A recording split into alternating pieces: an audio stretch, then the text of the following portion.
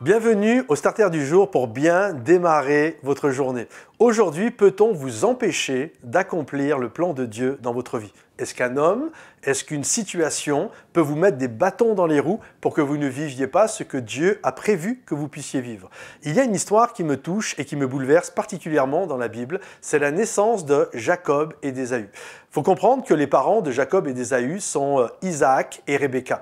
Et ils n'arrivaient pas à avoir d'enfants et Dieu a parlé aux parents, à Rebecca, en disant que dans son sein, dans son ventre, il allait avoir deux enfants, deux jumeaux, enfin une paire de jumeaux quoi, et que le plus jeune, le cadet, allait être le plus grand. Et lorsque les deux sont nés, Ésaü va être l'aîné et Jacob va être le cadet. Et la Bible nous dit que Jacob aimait beaucoup particulièrement sa maman, il était souvent avec sa mère, alors que celui qui était tout le temps avec Isaac, c'était le fils aîné, c'était Ésaü. Et Isaac aimait vraiment son fils Ésaü. Isaac connaissait le plan de Dieu. Il savait que Jacob était appelé à être celui qui était de la lignée patriarcale, mais dans son cœur, il aimait particulièrement Isaac. Et là, il a voulu, à un moment donné, avant de mourir, détourner finalement le plan de Dieu. Il va dire à son fils Isaac, écoute, je vais bientôt mourir et j'aimerais prier pour toi, te donner la bénédiction. Et ce que j'aimerais, c'est que tu me prépares à manger. Et la Bible nous dit que la maman, Rebecca, a tout entendu et elle va le répéter à Jacob. Et pendant que Isaac était à la chasse pour apporter du gibier à son père, lui préparer un bon petit repas, la maman, Rebecca, a préparé le repas en amont, en avance. Elle l'a donné à Jacob et vu que Isaac était aveugle, il ne voyait pas, à travers toute une sorte de stratégie, il va se mettre, parce que Ésaü était assez poilu, il va se mettre des faux poils avec de la peau d'animal, etc. Et il va aller voir son père. Et là, Jacob est devant le papa.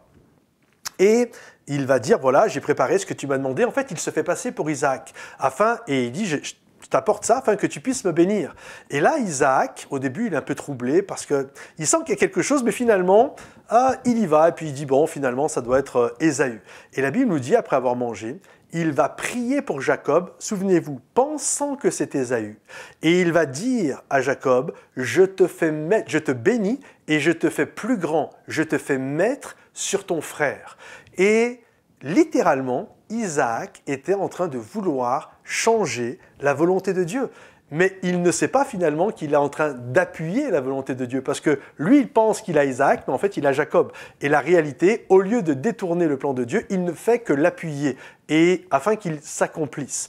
Et il y a cette pensée, personne ne peut vous empêcher d'accomplir le plan de Dieu. Ce que Dieu a prévu, il n'y a pas un homme, même pas un homme de Dieu, même pas un Isaac, même pas un ennemi. On a vu le diable qui est rentré dans Judas et pensant faire ceci, cela, mais la finalité, le plan de Dieu s'accomplit et Jésus est mort pour le pardon des péchés de tout le monde. Personne ne peut vous empêcher d'accomplir le plan de Dieu. Ni une catastrophe naturelle, ni un homme de Dieu, ni le diable lui-même, ni moi, ni qui que ce soit ne peut vous empêcher d'accomplir le plan de Dieu, si ce n'est vous, par un mauvais comportement, par une attitude répréhensible, par une vie de péché. Mais si vous êtes droit et intègre, alors votre destinée est dans les mains de Dieu et nul ne peut vous ravir de sa main. Alors gardez courage parce que Dieu a des plans extraordinaires pour chacun d'entre vous. Soyez bénis et à bientôt. Bye bye.